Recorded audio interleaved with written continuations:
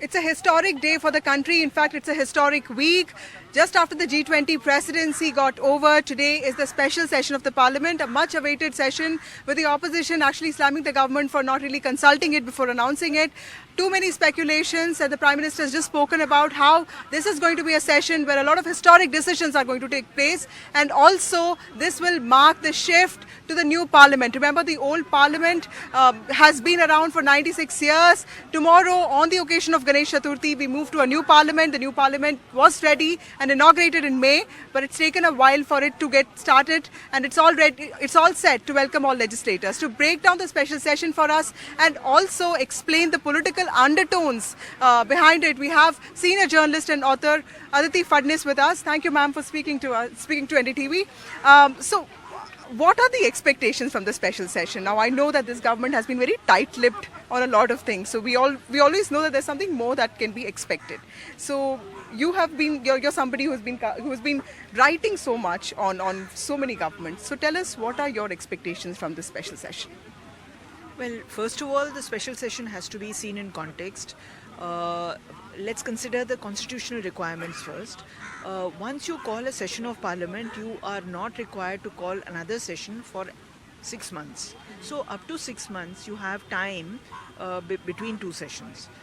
This means that if the election is to be held in May, as is expected, the general election, the government is not required now. It can dispense with the winter session. It can dispense with the first part or the second part of the winter session, which typically could spill over into the new year.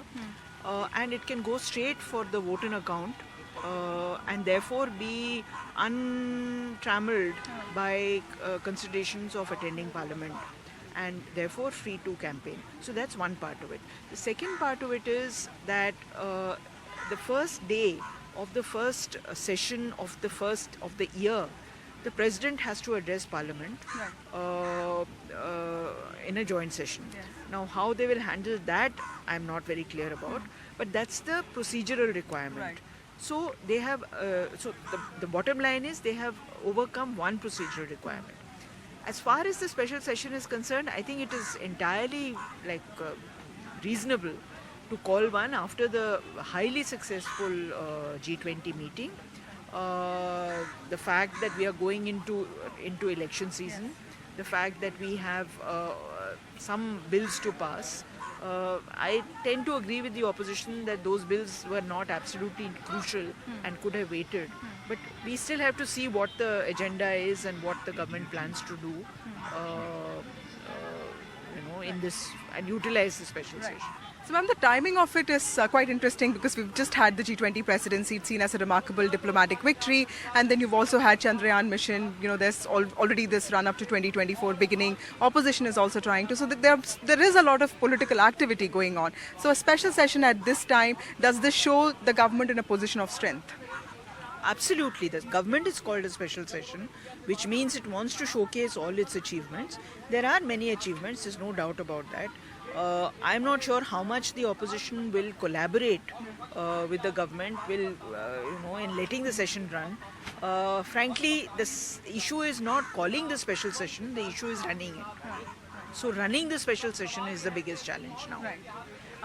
Ma'am, what are your fondest memories associated with the old parliament? Tomorrow we move to a new parliament, and I know we've all been reading you since we were very young. So tell us, what are your fondest memories? What are the most important bills? What was that day when you thought, oh my God, this is amazing? Well, there's not one memory. There are so many. I remember so clearly Sonia Gandhi, listening to her Atma Ki Awaaz, and the buzz and the electricity that went through the central hall. We were upstairs in the gallery, which accompanied that announcement. I remember Chandrasekhar walking out of Parliament after resigning on the floor of the House, after he claimed he was let down by his people who were associates. I remember the day Rajiv Gandhi first entered Parliament after his mother's assassination, and the kind of the greetings that he got in that session. There are so many memories. I feel very sad that younger people will not be able to live through that. But we are moving to a new era, we are moving to new systems, we are moving to more access but also less access. So now we have to see how you people will be able to handle the challenges. Right. Ma'am, there was one bill that everyone keeps talking about, and that is women's reservation bill. And everyone has, all of us as women, we support it. But do you think this is a serious thought in the government or in the opposition, for that matter? Because women's representation has always been like a token issue, right? Like now we see women as beneficiaries. There's a lot of women. There are many women voters, but the representation has not been up to the mark. Do you think that the country is finally ready to welcome the women's reservation bill? I'm not sure if the country is ready to welcome it, but one draft of the Women's Reservation Bill is lying in the Rajya Sabha. It's already been cleared there. So now we have to see what happens. I mean, I'm not in favor of reservation. I think women and men should fight equally on all grounds. But it's true that there are historical handicaps that have been imposed on women. But we tend to take advantage of that also, and in so many ways, particularly in the area of crime and this business of alleging rape. This is a very serious problem. Entire families have been ruined because of women claiming that they have been violated. So there are so many aspects of it, and I know I'm not being politically correct, but I think we should fight on our own terms. There will be reluctance from the other side, but we should fight on our own terms, and we should get what society considers is just and fair. Right. Ma'am, what do you also think about this whole politics of symbolism? When the new parliament was inaugurated, we saw the Sengol being installed, and then we also saw the Saivite mutts from Tamil Nadu being inaugurated. So this government is really high on symbolism. So tomorrow's event is also going to be ceremonial. How do you see this importance being placed on symbolism, reaching out to different people, diversity? How do you see that? Do you see that as the biggest strength of the government? It's both the biggest strength and the biggest weakness, because when you do not follow symbolism with actual work, then it is seen only as symbolism.